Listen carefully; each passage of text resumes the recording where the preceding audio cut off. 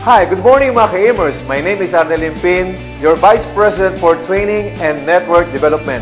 Welcome po sa ating NDO, New Distributors Orientation.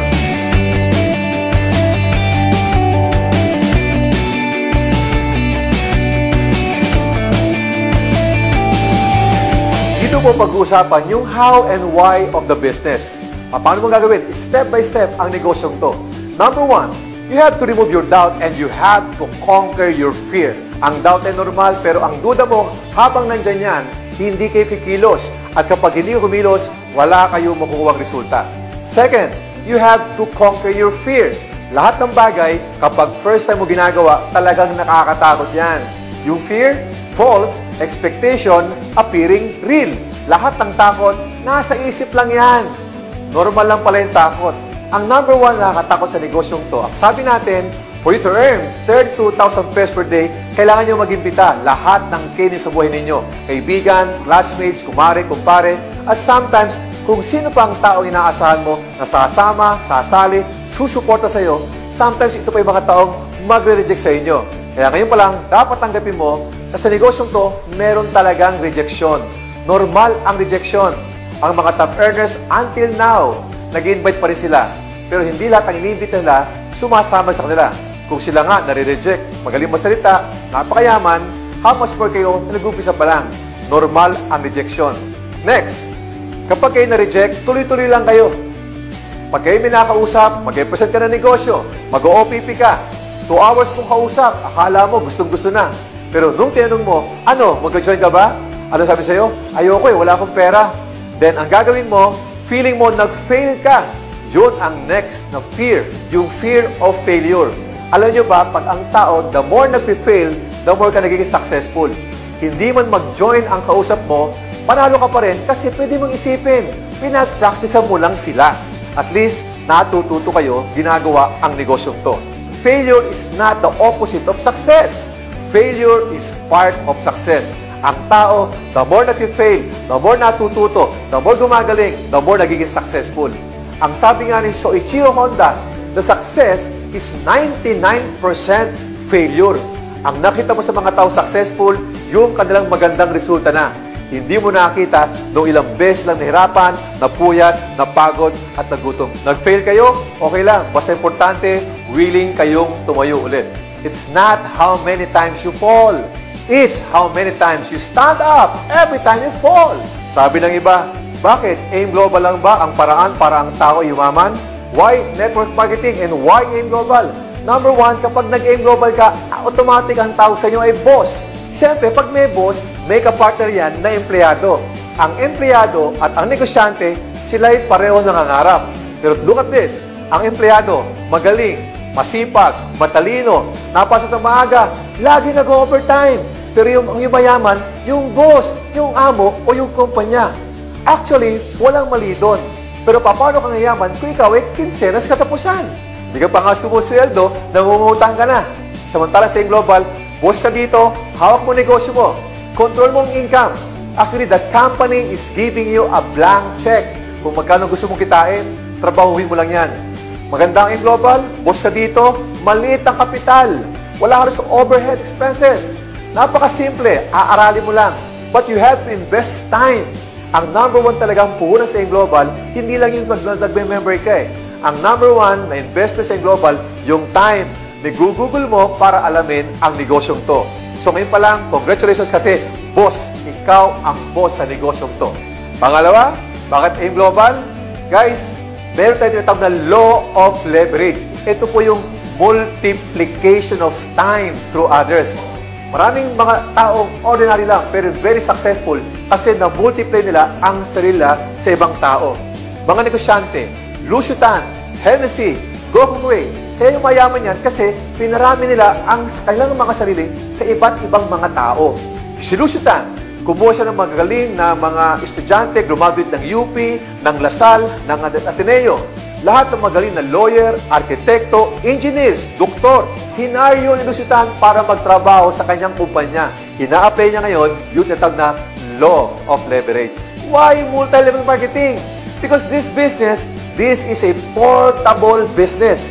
Meaning, kahit saan ka magpunta, May ballpen ka, may papel ka, may iPad, may computer ka, may laptop ka. Pwede mo i-present ang negosyo mo kahit saan ka magpunta. Why AIM Global? Because AIM Global, this is a family business.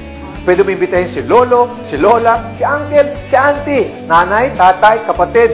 Pwede mong isama dito. Masarap ang gawin negosyo kasi pamilya kayo. Imagine mo sa bahay, no? You are talking the same language.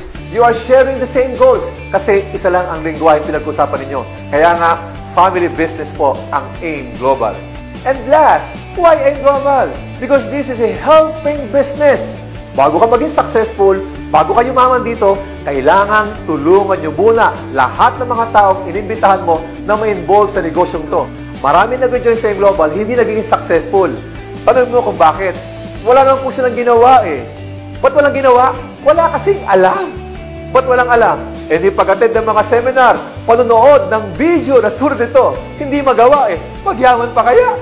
Kaya ang number one requirement sa AIM Global, 80% for you to succeed in this business, meron po kami tinatawag na attitude. GLLA. Good Learning and Listening Attitude. Kailangan magha-humble down muna kayo. Avoid mo yung sinasabi naming acne attitude. Ano ibig sabihin nun? Alam ko na yan attitude. Remember this, iba ang alam sa narinig. Kasi kung ito'y alam mo na, dapat mayaman ka na ngayon. Narinig mo na ito kapatid, hindi mo ito alam. Learn the business. Balik-balik mo lang. Mag-humble down ka muna. Ang sabi nga namin, talo ang mayabang, talo ang pasaway, talo ang mataas ang pride, talo ang mataas ang ego.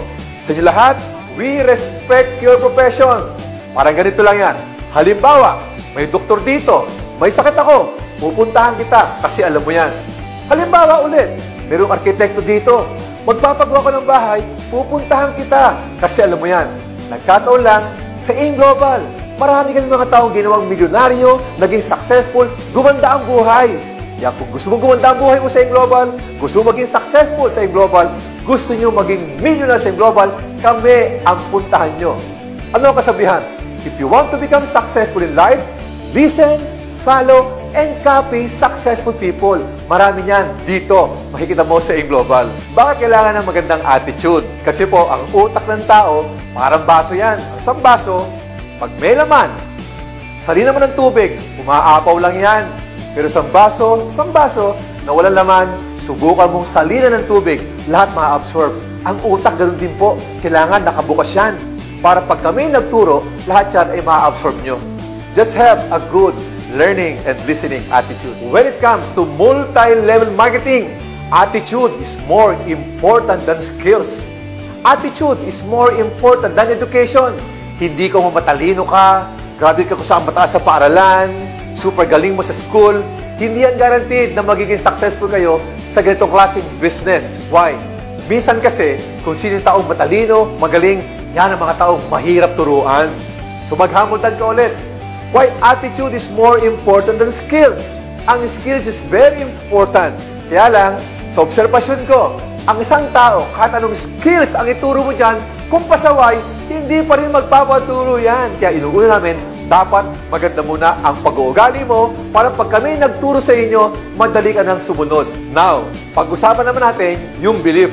Kung ang attitude nag-range ng 80 to 85%, ang belief po kailangan 100%. Uulitin ko, hindi 85, hindi 90, hindi 99%, kung hindi 100%. Dapat mataas na pataas ang mga paniniwala mo sa ating negosyo. Kasi kapag hindi ka niniwala sa ginagawa natin, hindi nyo ibigay ang best nyo. Kulang ang galaw kapag isang tao hindi 100% naniniwala sa ginagawa niya. Ngayon pa lang, maniwala ka na magiging successful ka sa ginagawa natin sa AIM Global. Mag-iingat rin kayo sa mga lumalabas na bibig ninyo. Kasi kapag sinabi mo, naku, baka hindi maging successful sa AIM Global, congratulations, hindi ka nga magiging successful. Kasi sinabi mo na eh. Our thoughts lead to feelings. Your feelings lead to action, and your action can create result, either negative or positive result. So if you want to create positive results, kayo pa lang sa paniniwala mo, kailangan positibo na kayo lahat. Ngayon pa lang, kapag sinabi mo hindi ka maging successful, hindi ka magiging successful. Ngayon, i-declare mo na ikaw ang next magiging milyonaryo dito sa AIM Global. Maniwala ka, 100%. At Ang paniniwala, kailangan tuloy-tuloy. Maraming distributors naniniwala ngayon. After bukas, makalawa, after a week, hindi naniniwala eh. Kailangan meron tayong tinatawag na consistency. Consistency is the key. Kailangan tuloy-tuloy ang paniniwala mo. Ngayon, nasa video, nanonood ka, mataas ang bilip mo, ituloy-tuloy mo lang yan. Number 1, dapat maniniwala kayo sa kumpanya. Grabe po, ang ating AIM Global, ang ating kumpanya, one of the best multi-level marketing right now. Hindi lang po sa Pilipinas, kundi sa buong mundo na. The best po ang ating kumpanyang AIM Global. Believe in the company. Ang mga may-ari po natin dito, mga batikang, mga networkers, hindi lang po sila basta-basta mga negosyante. Ang mga may-ari po ng AIM Global ay mga networkers din. Upisaan ko, Doc Edgar Bantog, Sir John Aspirin, Sir Franz Miguel, ang mga board of directors po, together with the vice president ng kumpanya, Georgine Gonzalez, and myself, and yours truly, we have more than 100 years combined experience as a networker. Alam namin kung paano patakbuhin. Alam namin kung paano tulungan ng mga distributors makuha nila ang kanilang mga pangarap. Maniwala kayo sa kumpanya. What else? Ang ating company, meron tayong speakers bureau, meron tayong marketing team na umiikot sa buong Pilipinas para yung mga downers yung hindi mo kaya puntahan, kami ang pupunta para tulungan sila. Ang AIM Global po, meron tayong tinatawag na Alive Foundation, meaning part ng sales ng company, yan po ay ating ilalagay sa Alive Foundation sa pangunguna ng ating chairperson, ang founder, ang mother ng Alive Foundation. Siya rin po ang Director for International Affairs, walang iba po kundi si Dr. Connie Cabantog. What else? Ang AIM Global po, grabe po ang pagsuporta sa mga distributors. Ano ba?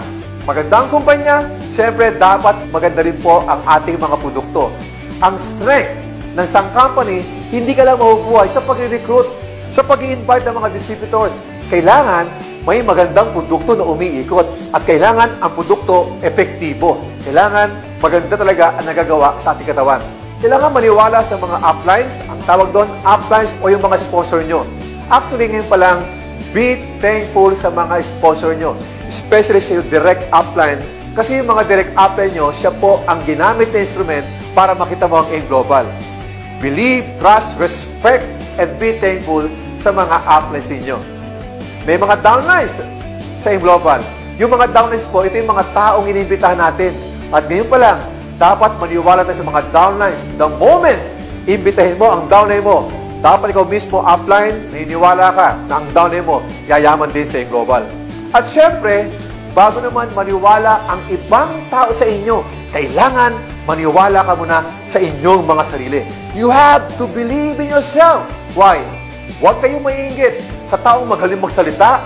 Huwag ka basta maiinggit sa taong mayaman. Tandaan nyo, may alam kami, hindi mo alam. Pero may alam ang bawat isa inyo na hindi namin alam. Kaya nga, mapapansin natin, lahat ng tao po ay unique. Gaano ka unique? 100 plus million ang populasyon sa Pilipinas. Iisa, walang magkaparehong thumb mark. Grabe, no? Bilyon ang tao sa buong mundo. Iisa, walang magkaparehong thumb mark. Ganon kayo ka-unique. At alam nyo rin ba, ikaw ay champion? Anong champion? Imagine this, ilang milyong tayong similya. Nag-una-unahan, tayo po ang naging tao. Ilang milyong similya ang binabangga mo. Ikaw ang nakapasok. Ikaw ang naging tao eh. Doon pa lang, champion ka na. Kung dahil champion ka, you deserve a good life. Sabi ko nga lagi, kung kayo ay ipinanganak na mahirap, hindi mo kasalanan. Pero, pag namatay kang mahirap, kasalanan mo na yan. Tayo po ang gumagawa ng ating buhay. Maniwala ka sa sarili mo at maniwala ka, gaganda at nagaganda ang buhay ninyo. Marami ang nagtatanong sa amin, Sir, ano pa talaga ang number 1 sikreto sa negosyong to? Guys, marami nagtatanong, paano ginagawa ang business sa AIM Global step by step? Yung tanong na paano, madali yan eh. You know what? The how will always follow if you know your why. Dapat ngayon pa lang, alamin mo, ba't ka ba nag-AIM Global? Ang tawag doon, yung aming commitment. Ang pagiging successful sa negosyong to, depende sa commitment na ibibigay ninyo. Maraming tao gusto maging successful, pero ayaw naman umattend ng mga seminar. Takot mapuyat, takot magutom, takot mapagod, takot pagtawanan, takot ma-reject. Eh wala ka pa nga sa AIM Global, lahat ng mga binabanggit ko na experience mo na. Sa AIM Global, mapuyat ka, mapagod, magutom, pagtawanan at pa-reject. Okay lang yan kung magbabago naman ang mga buhay nyo. So, kailangan may commitment. 3 level ang commitment. I will try the business, I will do my best, and I will do AIM Global whatever it takes. When we say whatever it takes, walang complaint.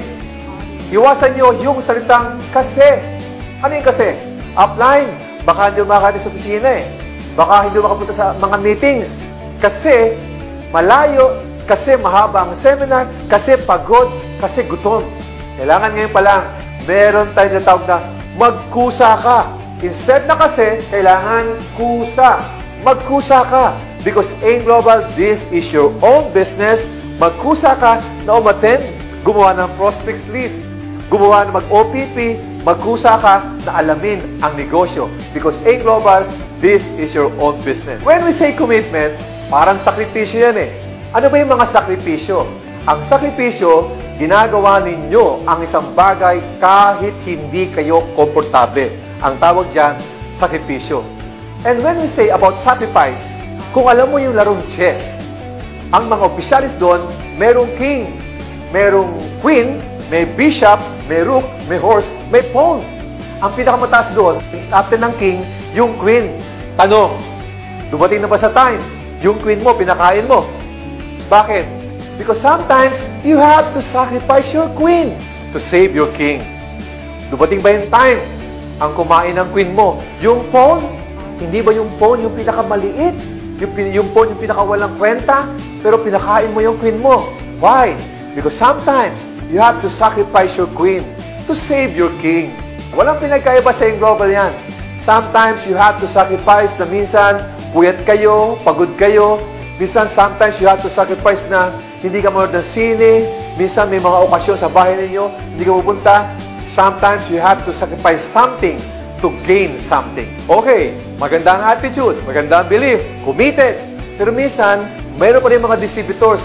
6 months na sa AIM Global, 1 year sa AIM Global, saka pa nawawala kasi inaabutan nila yung salitang discouragement.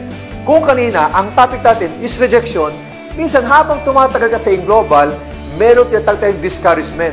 Yung ba tipong na yung mga down na mo nawawala, ang tawag doon, attrition. Number 1, nag-discourage sa mga distributors kapag inabutan sila ng attrition. Tanggapin natin, hindi lahat ng mga distributors, hindi lahat na nag-join sa'yo, mag-stay sa AIM Global. Minsan, yung mga nauna mong inibitahan, yung pag nawawala. Kaya nga merong attrition eh. Ano yung attrition? Parang sa law of nature. Tandaan nyo, walang puno na lumaki na hindi nalagasan ng dahon. Pero ang tanong, ba't nalagas ang dahon? Malamang, tuyot na yung dahon. Malamang, bulok ang dahon, mahina ang pagkakapit. Humangin lang, mashake lang ang puno, mahuhulog ang mga dahon. At ang maganda rito, yung mga dahon na nahuhulog, ito pa ang magiging fertilizer mo para maging healthy ang puno nyo. Pero di ba, pag may mga dahon na nahuhulog, may panibagong dahon na tumutubo? Sa AIM Global, ganun din. Hindi maiwasan, may mga distributors na wala. Kung ang downline mo, pasaway, gumagawa ng mali, kinokontra ang company policy, okay lang, mawala yan. At mangyayari pa, sino pa magiging fertilizer para mas mamomotivate tayo. Pag may nawawala, may panibagong darating. Paano daw may iwasan ng mga discouragement? Number 1, do not entertain any negative thoughts. Huwag na mag-iisip ng mga bagay na negatibo. Kasi kapag negatibo iniisipin nyo, of course, ang action nyo negatibo din at ang resulta mo negative din. What else?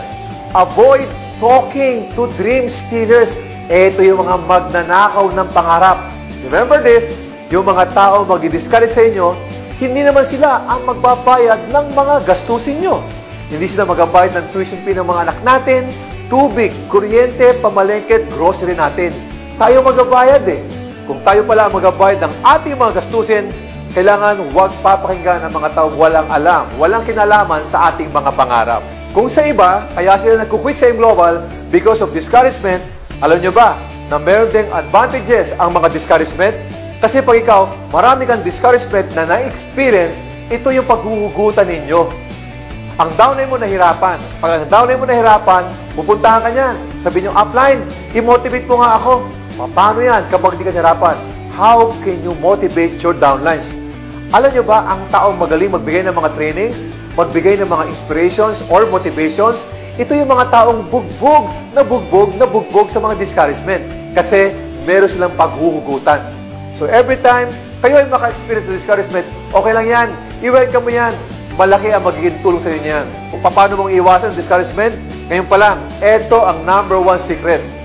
You have to master and manage your emotion. Huwag kayong madrama. Ang mga distributors na super madrama sa global, yan na pag-iiwanan. Ang sabi nga lagi namin, di ba? Wala pong puntos. Walang points sa kadramahan. Kung ang kadramahan may points, malamang lahat kayo global ambassador na. Walang ganun eh. The more kailangan nyong ma-master ang inyong emosyon. Hindi ito mahirap. Ang nagpapahirap lang, yung mga distributors kung paano lang maging emosyonal. Master and manage your emotion. Hindi mo kayang kontrolin ang tao. Ang kaya mong kontrolin kung paano kayo mag-react. Parang bagyo, parang lindol, parang baha. Hindi mo kayang kontrolin yan. Ang control mo, paano ka maghahanda, paano kang iiwas. Sa global, ganun din. May nangako sa'yo, may mag-join, hindi dumating, huwag kang magalit, hindi mo siya kontrol eh. Ang control mo, yung sarili mo, kung paano ka mag-react. Again, master and manage your emotion. At eto na ang pinakamasayang part ng ating training ngayon. Ang tawag doon, excitement. Why? Because AIM Global, this is a people's business. Kailangan may excitement kayo dito. Kailangan maging masayahin ka. Ang mga tao gusto bumarkad yan sa taong masayahin, hindi sa mga taong malulungkutin. So, ngayon pa lang, para maging excited ka, learn how to smile. Kasi kapag ang tao nakangiti, merong ibang aura na nakatanggap yan. Nag-iiba ang galaw, nag-iiba ang kilos kapag masayahin kayo. Pangalawa, alam mo ngayon ka sa AIM Global, kailangan mag-smile ka. Pag nag-smile ka, believe me, nakaka-attract yan ng magandang mga balita. Nakaka-attract yan ng magandang pangyayari. So learn how to smile. Umaga pa lang, pagising mo, smile and count your blessing. Learn how to count your blessing. Pag umaga pa lang, i-declare mo kagad that something good will happen to me today. Kasi nga, mag-aabang sa inyong maganda sa ating AIM Global na kumpanya. And there are so many reasons bakit na dapat magiging masaya. Number 1, our company is very stable, lucrative marketing plan, effective products. At ngayon, dahil mas pinaganda pa ang ating marketing plan, nag-increase ng 20 to 30% ang potential income ninyo sa AIM Global. Just imagine this, paano kami magiging masaya? 32,000 pesos ang potential income per day. What if tatlong accounts ang kinuha mo? Tatlong 32,000 a day yan. Hanggang 7 accounts ang pwede mong kunin. 7 na 32,000 pesos per day ang potential income mo na pwede kitain. Kaya pala talagang nakaka-excite sa AIM Global. Just imagine this. For 7 accounts, ang potential income ang pwede mong kitain aabot hanggang 224,000 pesos per day. 1.5 million per week. At good news, 7 accounts, pwede humita ng 47 million pesos sa loob ng isang buwan. And that is huge! At syempre, isa sa pinaka-importante sa negosyo nito, kailangan naka-focus kayo. You cannot serve 2 masters at the same time. You cannot serve 2 MLM at the same time. Kapag AIM Global lang. Wala akong nakitang naging top 20 sa AIM Global na kung ano-ano ang pinagagawa. Kailangan nakapokus sila sa AIM Global sa pag-recruit, sa pag-ginagawa ang negosyo. Everyday, puro AIM Global lang. Hindi sila nag-entertain ng ibang traditional business. Hindi sila nag-entertain ng ibang networking company. Laging AIM Global lang. That's why they became very successful here in AIM Global. Sa lahat, again, just be focused. At ang tip ko sa inyo, when we talk about focus, doon lang kayo makikinig sa mga taong gumagawa ng tamang sistema, sa mga taong nakapag-create ng magandang resulta dahil sa negosyong to, at sa mga taong ginagawa kung ano man ang mga itinuturo niya. Kung nagustuhan ninyo ang video na to, I encourage everyone, dito po sa video to, dito mo lang to aaralin, but kailangan nyo i-apply sa labas. Because if you do not apply what you have learned, you are not learning. Sa mga distributors, sa mga tao na manonood ng video na to, I recommend that you have to watch this video at least 5 times. Guys, believe me, you have to watch this at least 5 times.